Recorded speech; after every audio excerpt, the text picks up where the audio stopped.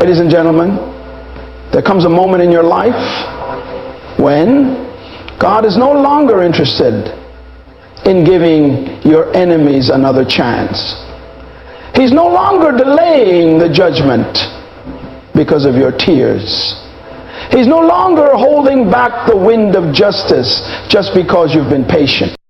Today, I want to speak to every soul that has been drained, manipulated, and discarded by someone who took your kindness for weakness, who believed your silence was submission. This message is not about revenge. It is about divine alignment. It is about spiritual law, and it is about the season of accountability, where instant karma is not punishment, but prophecy being fulfilled. Divine order is not an abstract concept. It is a governing principle woven into the very fabric of life. It doesn't depend on culture, belief systems, or even your awareness of it. It simply works. Whether you recognize it or not, divine order functions the same way gravity does, invisibly, consistently, and without negotiation. When we talk about instant karma, we are not referring to mystical energy or random chance. We are referring to the immediate manifestation of a divine law that has been set in motion by one's own behavior. Everything in the universe is structured by design. There's a time for planting and a time for harvest, a time to sow and a time to reap. That is not just poetic wisdom, that is divine structure. This is why when someone wrongs you, manipulates you, or abuses your trust, and you walk away feeling empty while they walk away seemingly untouched, it does not mean justice has been denied. It means divine timing is still operating. But there comes a moment, especially when a person continues in their wrongdoing, unrepentant, uncorrected, and proud, when divine order no longer delays. The cycle accelerates, and consequences come without warning. You see, there are times when God gives space for repentance. He gives time for people to examine their ways, to reconsider their actions, to feel conviction and return to righteousness. But when that space is filled with arrogance instead of awareness, when it is abused rather than honored, the same law that offers grace becomes the instrument of correction.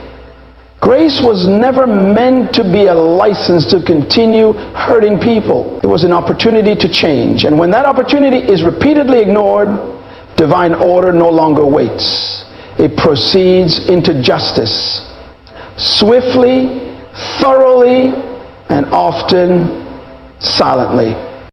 This is why you don't need to seek revenge.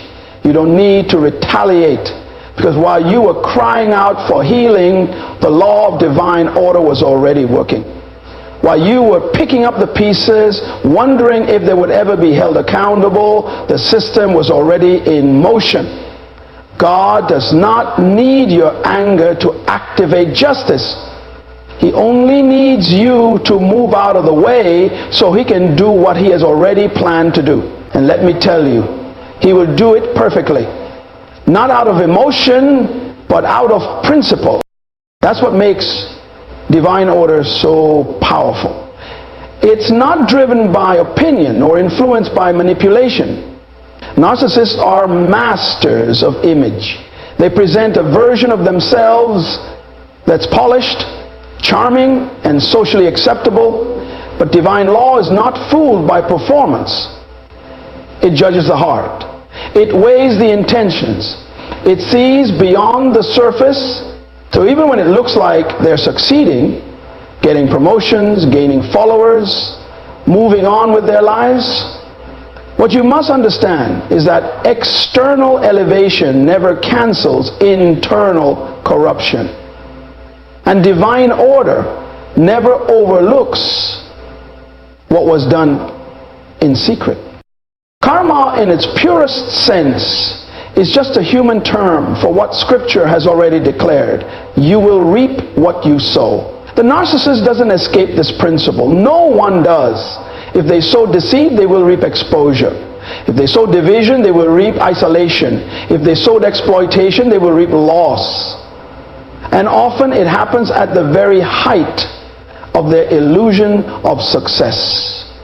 That is how divine order humbles the proud, not with loud thunder, but with a sudden unraveling that no PR campaign can fix. Sometimes the karma is not even external. Sometimes the punishment is internal. The person who thought they were untouchable wakes up in a prison of their own making. Peace becomes elusive. Trust vanishes. Joy evaporates. Why? Because the soul knows when it has violated spiritual law. No matter how much they pretend, no matter how many people they fool, they cannot escape themselves. That is the power of divine order. It chases them from the inside out. You may never hear their apology, you may never see their tears. But just because it's not public doesn't mean it's not happening. Some of the greatest forms of instant karma are invisible to the world but undeniable to the one who receives them. Because divine order knows exactly how to strike the heart. It knows how to bring someone to their knees without ever touching their reputation. And when that moment comes, it will not be because you prayed for their downfall. It will be because they ignored every chance to rise. So hold your peace. Let God be God. Let order unfold. Because while they laughed, lied, and left you broken, a law greater than their ego was already at work, and now the season has changed. No more warnings. No more delays. The scales are being balanced. And you, precious one, will witness the fulfillment of what was always certain. You cannot sow pain and escape justice. Divine order operates without delay when mercy has expired. And for the narcissists who refuse to change, instant karma is not just possible, it is inevitable. Just because you extended mercy doesn't mean you were blind or powerless. That is one of the greatest misunderstandings people have when they witness someone walking away in silence, choosing peace over war, grace over revenge. They interpret the quiet exit as weakness. They assume that your ability to forgive was evidence of your inability to confront. But nothing could be further from the truth. Grace is not the absence of strength. It is the presence of maturity. It takes far more strength to restrain yourself when you're capable of retaliation than it does to respond out of wounded pride. Anyone can strike back. Anyone can lash out. But when you choose to extend mercy to someone who hurt you deeply, when you resist the urge to match their cruelty, it's not because you're weak. It's because you've grown beyond the need to prove anything. What the narcissist never understood is that you saw everything. You saw the manipulation, the deception, the gaslighting. You were not naive. You were patient. You were not oblivious. You were observing. You chose not to fight fire with fire because you knew the battle wasn't yours. You understood that sometimes the wisest thing you can do is step aside and let the law of sowing and reaping handle what your emotions want to control. They thought they fooled you. They believed their tactics were undetectable. But you saw the red flags. You just loved them through it. You hoped. You gave chances. You forgave. Not because you were desperate, but because your spirit operates on a higher frequency. You don't dwell in bitterness. You don't find pleasure in punishment. You try to warn them with your kindness. Your forgiveness was a silent alarm that trouble was coming if they didn't change. But here's what they didn't know. Mercy has a limit. Grace has an expiration date when it's mishandled. When someone continues to trample on the grace you give, they are not just hurting you, They are mocking a spiritual principle. And God will not allow spiritual laws to be mocked forever. You can be a vessel of mercy, yes. But even vessels can crack under continual. And when you finally pulled away, when you finally chose to stop explaining, stop defending, stop justifying your boundaries, you didn't lose control. You gained it. Grace doesn't mean God isn't watching. Just because he's silent doesn't mean he's indifferent. You give space for repentance, but not eternal immunity from consequence. And what the narcissist mistook as your passivity was really a divine delay, a chance, an opportunity, a window for them to look at themselves and change. But when they doubled down, when they used your kindness as a strategy to keep abusing you, that grace began to shift. There comes a point where God closes the door, not because he is angry, but because justice must be served. Not out of vengeance, but out of alignment. The universe cannot continue to allow imbalance. What was taken must be returned. What was stolen must be restored. And those who thought they could rob you of your dignity without consequence are about to discover the power of divine reversal. The grace you extended is the very thing testifying against them now. It stands as evidence in the spirit realm that you did not seek harm, that you tried reconciliation, that you withheld judgment, even when you had every right to let it fly. And because you did what was right, heaven is obligated to respond to what was wrong. You were not powerless. You were powerful in a way they couldn't understand. Your restraint was spiritual warfare. Your silence was prophetic.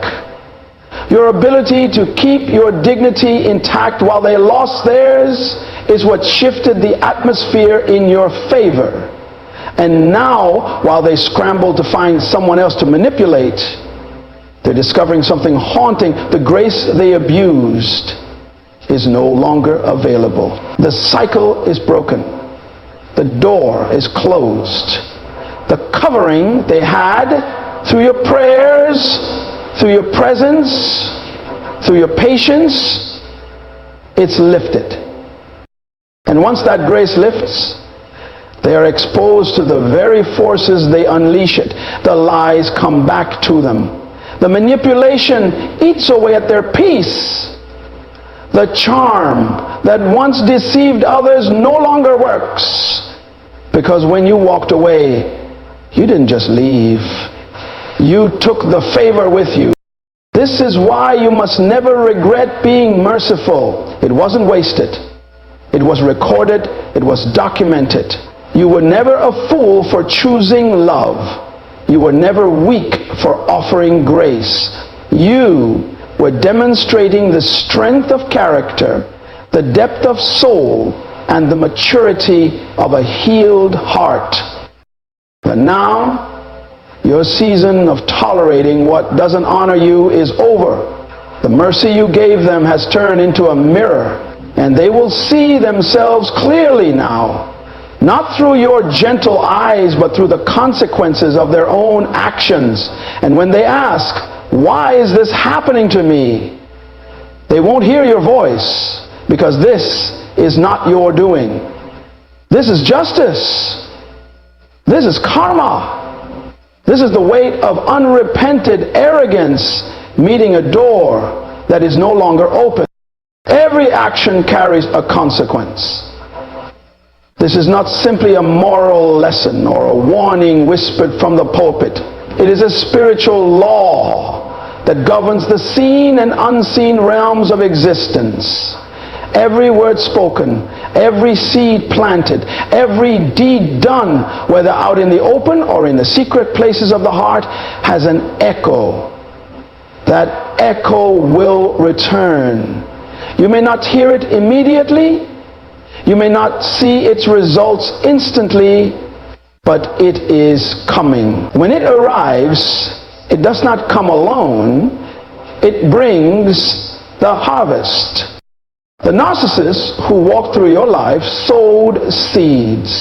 Seeds of deceit, seeds of manipulation, seeds of cruelty, gaslighting, betrayal, and dishonor. They thought those seeds would die in the silence of your restraint. They believed arrogantly that because you didn't retaliate, the consequences were canceled. But what they didn't understand is that the soil of time never forgets. Every seed they planted has taken root, and now the fruit is beginning to appear. You must understand the principle here. Consequences are not delayed because the universe is merciful. They are delayed to test the integrity of the soil. God allows time to pass so that the harvest will be undeniable. Because if it were immediate, they would call it coincidence. But when the harvest comes in full bloom, when they lose what they thought was secured, when their plans begin to rot from within, when the very lies they told about you become the truth spoken about them, then everyone will know what you sow, you reap. Now here's where you must be careful not to misunderstand your role in this equation. You are not the enforcer of karma. You are not the judge of their punishment. You are the proof that what they did mattered. You are the evidence that actions echo in eternity. Their treatment of you was not just personal, it was spiritual. They mishandled a divine opportunity when they mishandled you. You weren't just a partner, a friend, a spouse, or a family member. You were a door, a key, a divine link. And when they abused you, they forfeited the blessing attached to your presence. It is a dangerous thing to harm someone who was sent to heal you, to mistreat someone who was assigned to help you, to lie on someone who was built to lift you, and yet narcissists do this with impunity because they mistake delay for exemption. They believe that because judgment didn't come instantly, it won't come at all. But the most dangerous place a person can live in is not a jail cell. It's a false sense of security. Let me be clear, there is no such thing as a seed without consequence. The universe doesn't operate on favoritism. God doesn't play favorites with character. He honors his principles, not personalities. So whether that narcissist was charming, successful, admired, or popular, it doesn't matter. If they sowed destruction, they will reap it. If they sowed confusion, it will revisit them. If they sowed betrayal, they will be betrayed. And it will not be random. It will be accurate, tailored, measured. It will touch the very area they used to harm others. Some people think instant karma is some mystical punishment that drops from the sky, but karma often comes in the form of familiar consequences. The same trap they set for others becomes their prison.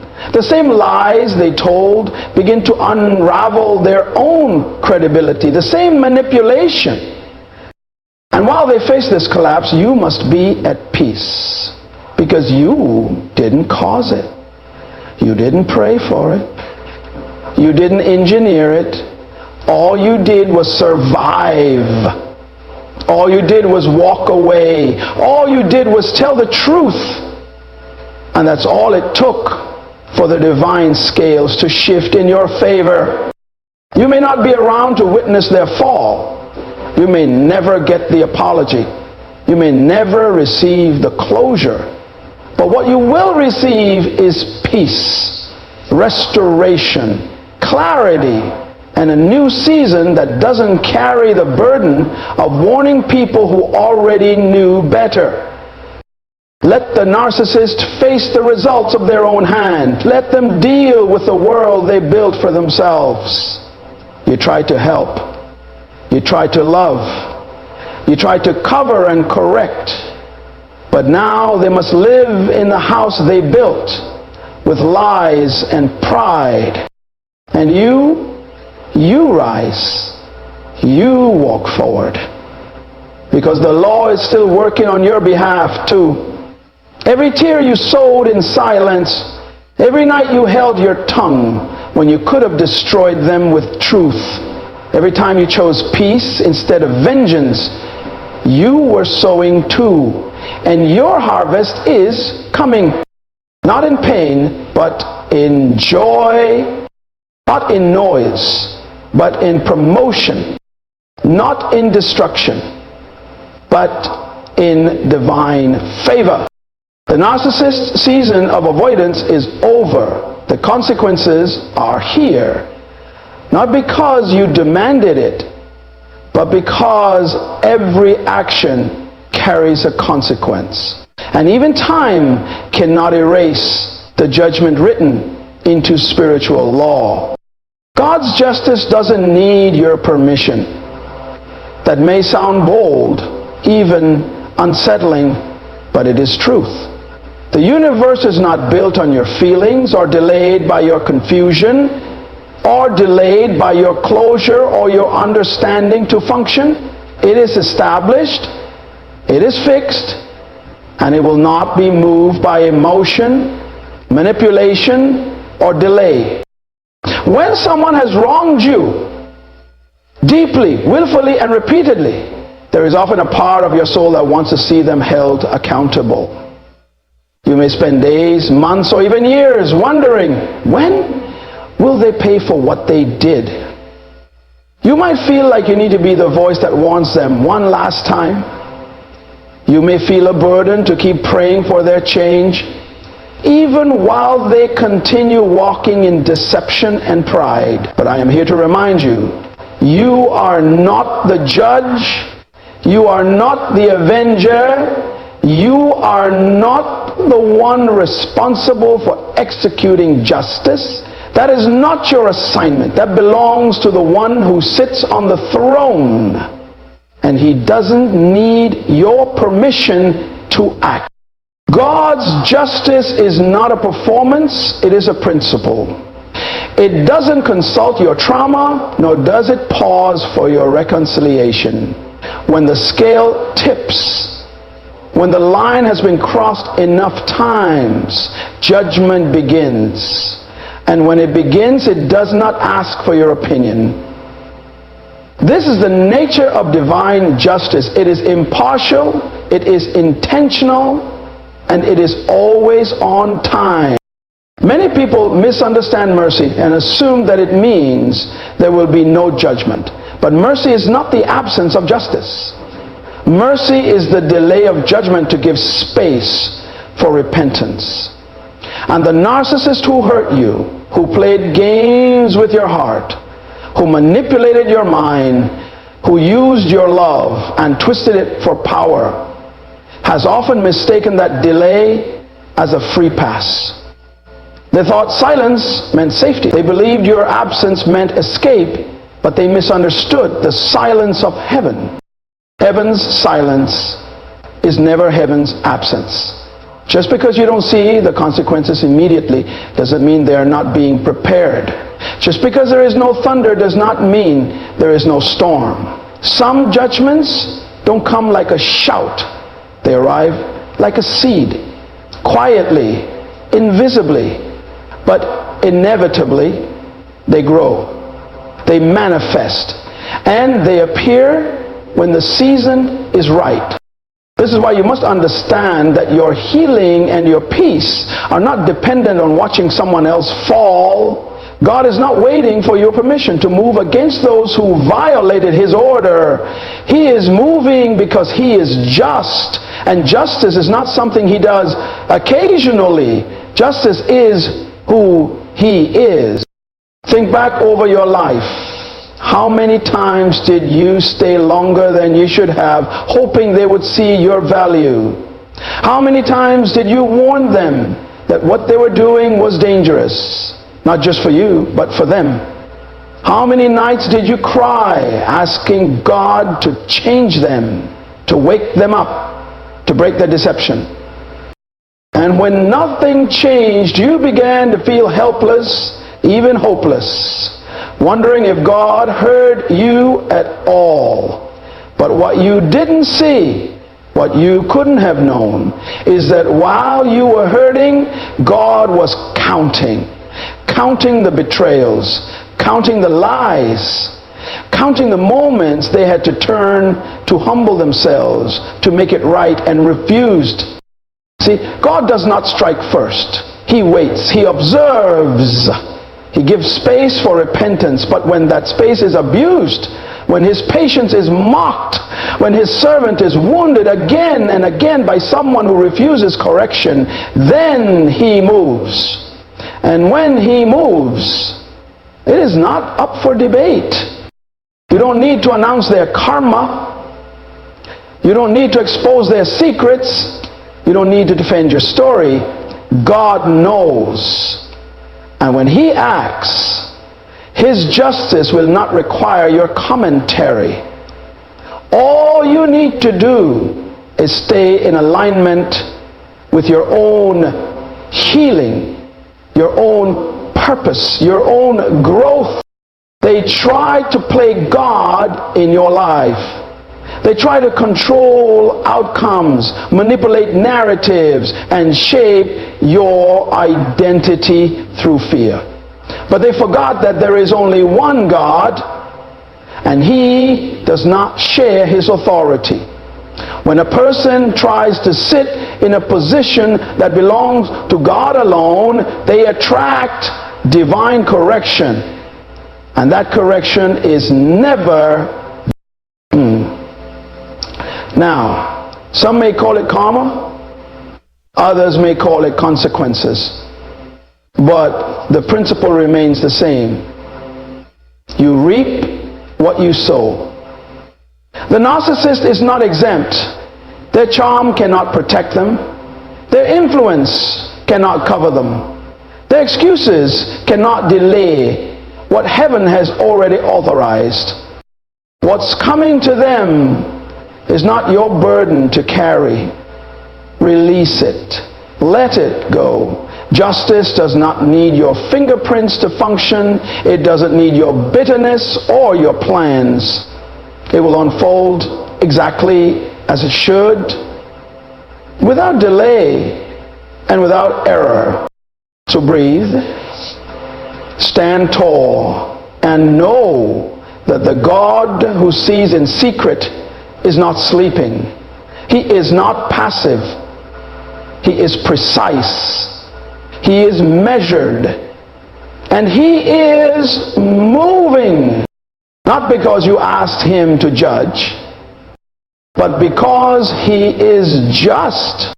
Stop warning those who ignore wisdom. That statement may sound harsh, especially if you are a person of compassion, grace, and long suffering.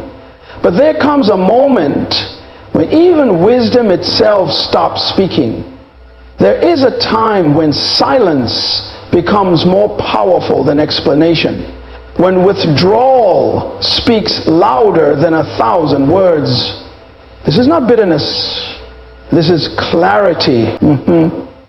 And for those who have been in relationships, friendships, or family dynamics with a narcissist, you understand this more deeply than most. You warned them. You explained over and over again how their words were harming you, how their actions were creating emotional destruction, how their lies, gaslighting, and manipulation were tearing away your peace. You cried in front of them, hoping your tears would be enough to move them. You tried to make them understand the depth of the damage they were causing. Not because you were weak, but because you genuinely believed that if they could just see it, they might stop. But here is the truth. They saw it, and they still did it. Because narcissism is not a lack of awareness. It is a rejection of accountability. You were not talking to someone who was confused. You were speaking to someone who had already made up their mind that your voice didn't matter. Your pain was your viewed as obstacles, not standards. Your forgiveness was taken as fuel for further violation. When you keep warning a narcissist, what you are really doing is prolonging the inevitable. You are trying to be their teacher when they've already decided not to be your student. You're trying to reason with a heart that's more interested in control than connection. And that is where the danger lies. Not just for your peace. Every warning you give drains your energy. Every moment you spend explaining yourself to someone who is committed to misunderstanding you robs you of the time you could be using to rebuild.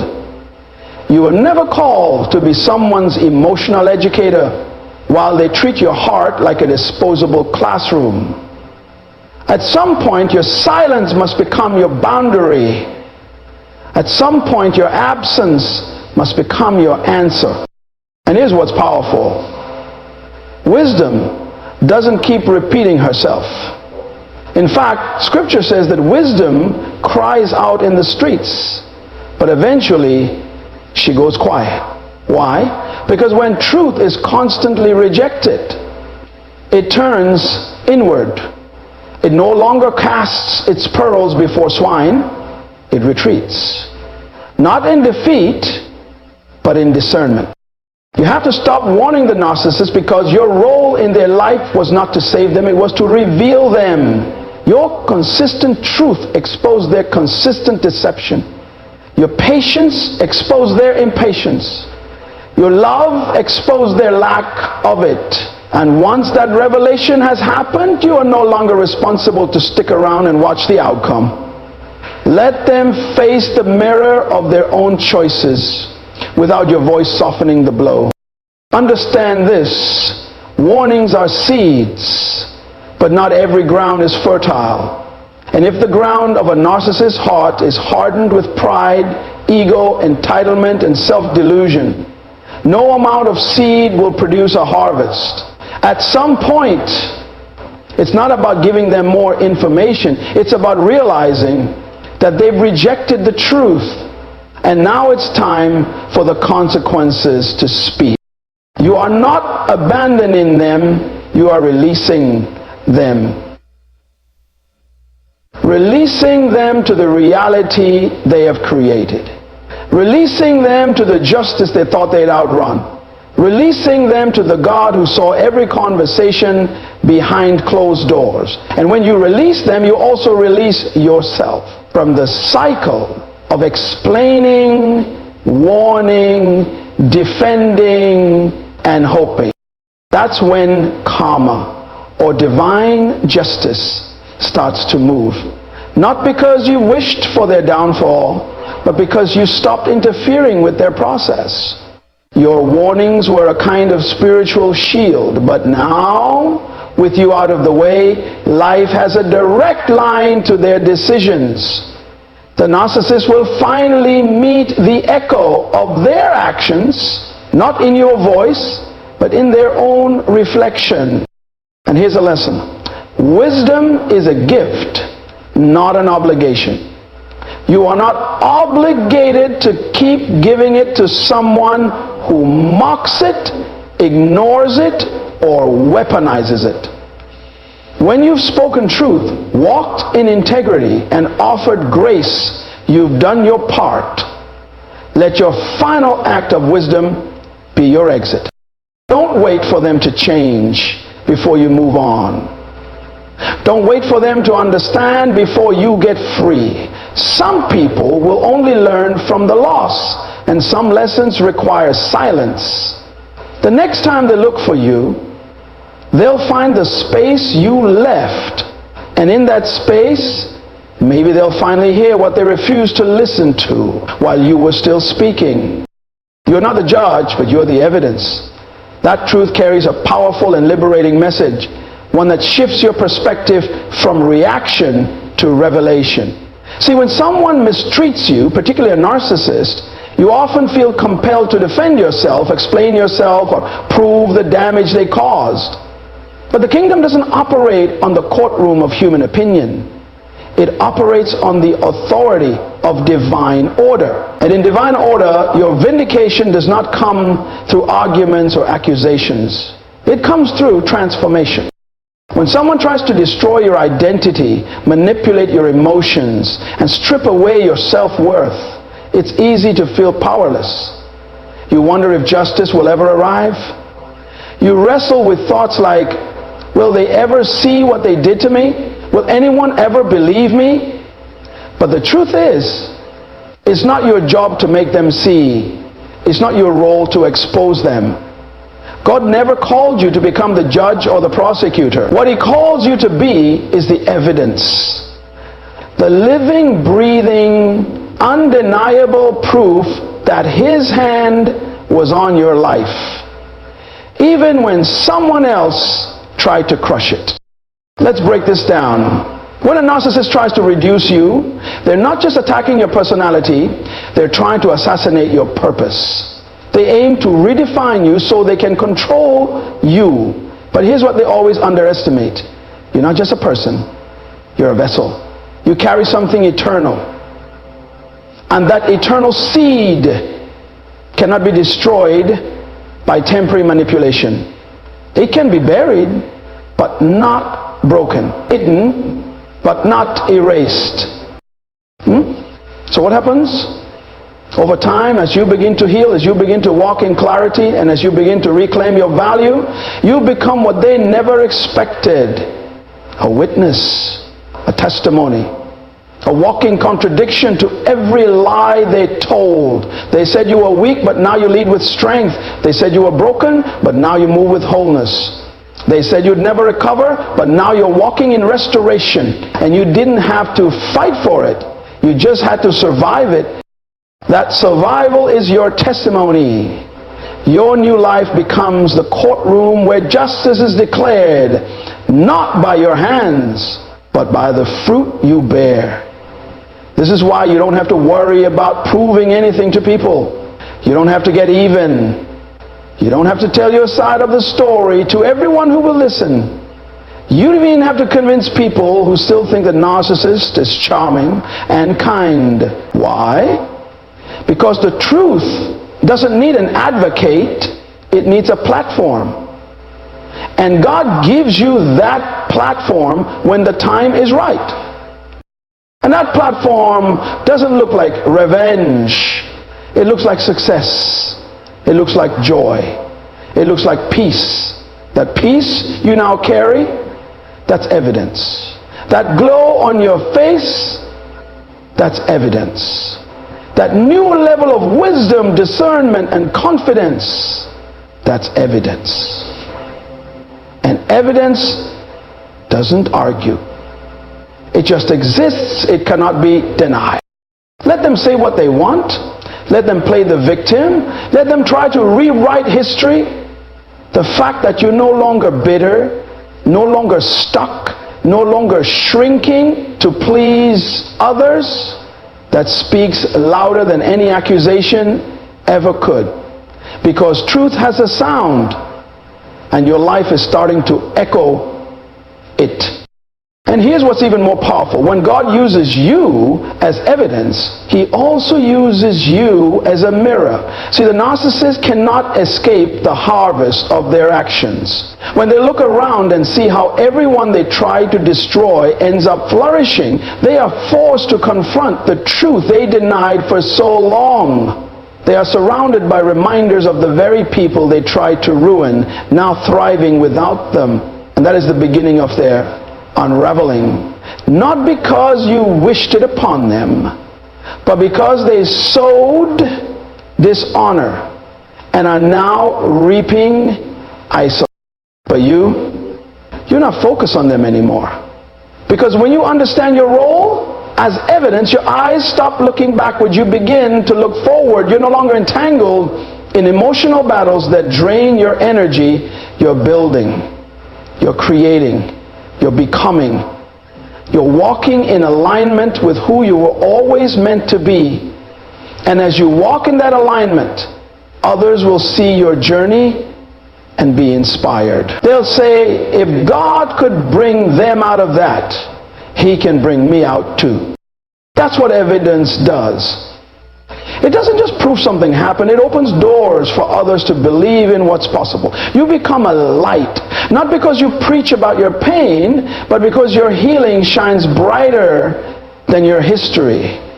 Your scars don't make you less, they make you real. They make you powerful. They make you trustworthy. So let them watch, let them wonder. Let them whisper. You're not bitter, you're better. You're not angry, you're advancing. And you're not their judge, you're their evidence. And that, my friend, is more powerful than any verdict you could ever pronounce. What many people misunderstand about karma is that it's not some spooky, mystical energy floating around in the universe waiting to punish people. No, karma is not a weapon. It's not your revenge tool. It's not something you throw at people who hurt you like a spiritual boomerang. Karma is a mirror. It reflects, not retaliates.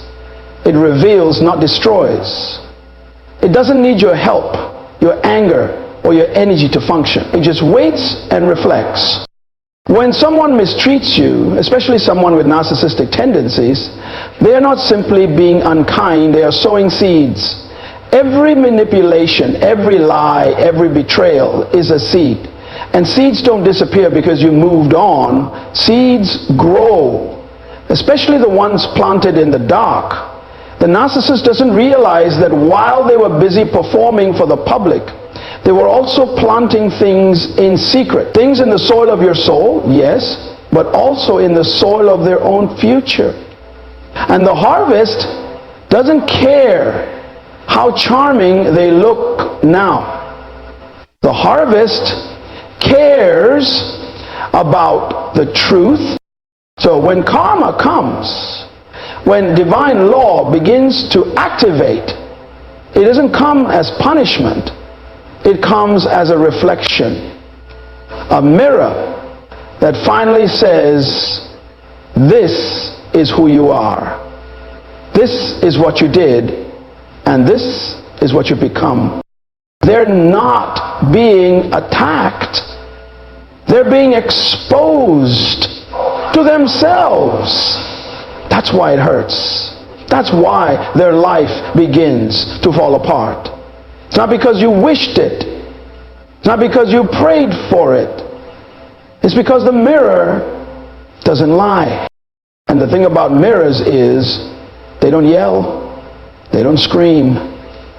They just show. That's how karma works.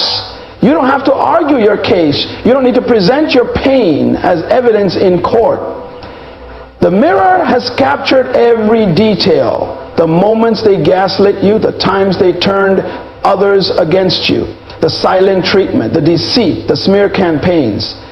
All of it is recorded.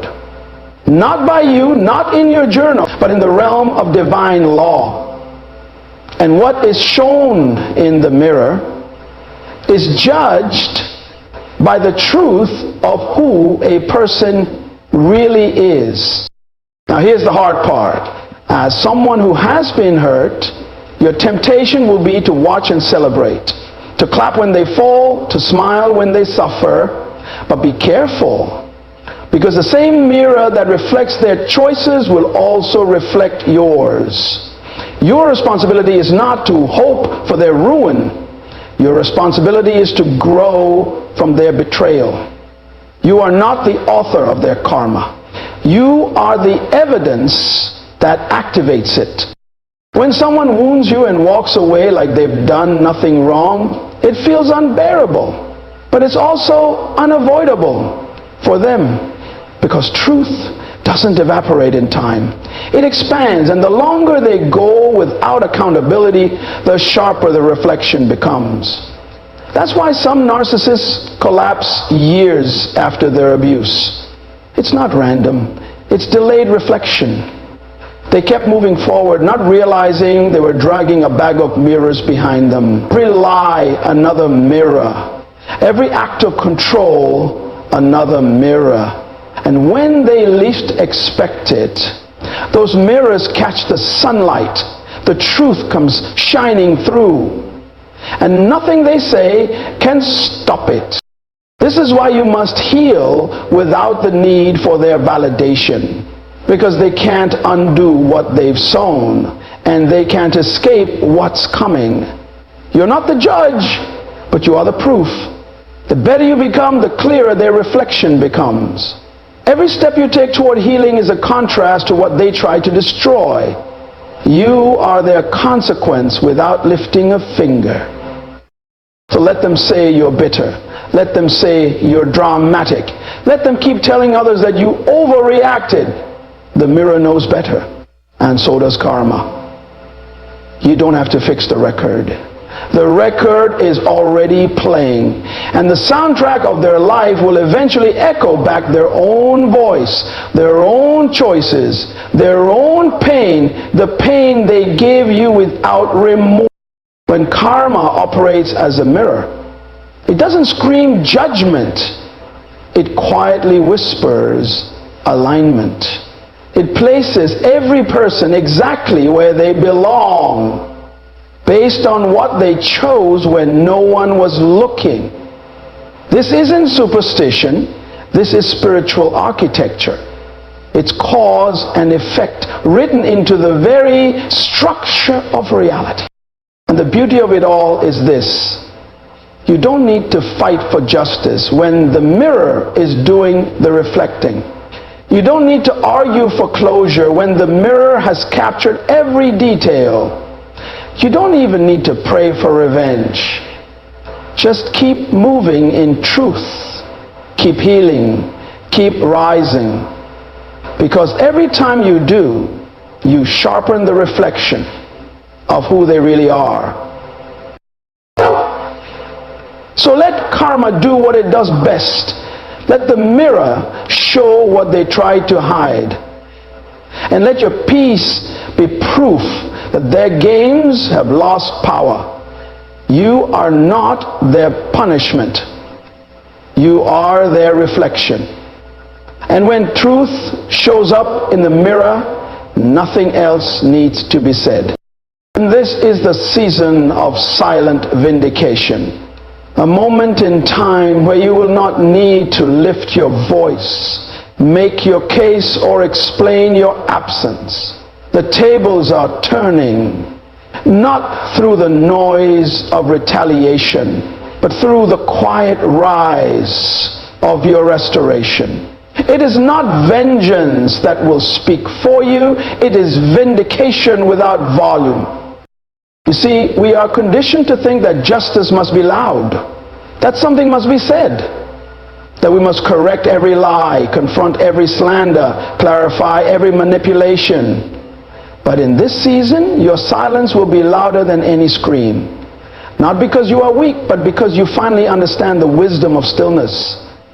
You have matured beyond the need to be right in someone else's eyes. You no longer require validation from those who misunderstood or misused. You are no longer looking for closure in the mouths of the ones who broke you. This is not the season of confrontation. It is the season of elevation. And elevation always exposes the gap. You won't have to tear anyone down to rise. You will rise, and they will collapse under the weight of their own pride. This is what silent vindication looks like. When your growth speaks, where your grief used to scream. When your peace unsettles those who once thrived on your pain. When your absence becomes more powerful than your presence ever was. The narcissists who hurt you thought they were walking away from weakness. They believed your quiet exit was a loss. But what they failed to see was that you were walking into a realm of divine protection. A place where God Himself begins to settle the accounts you were never meant to carry. Your silence was never surrender. It was a transfer of jurisdiction. You handed the matter to the throne room of heaven, where justice cannot be bribed and truth cannot be silenced. And now, the law of spiritual consequence begins to operate without announcement. What they call karma is really the result of kingdom order catching up. And God, in His timing, begins to reveal that the one they mistreated was the one He had marked. The one they rejected was the one He had anointed. The one they mocked was the one carrying the oil.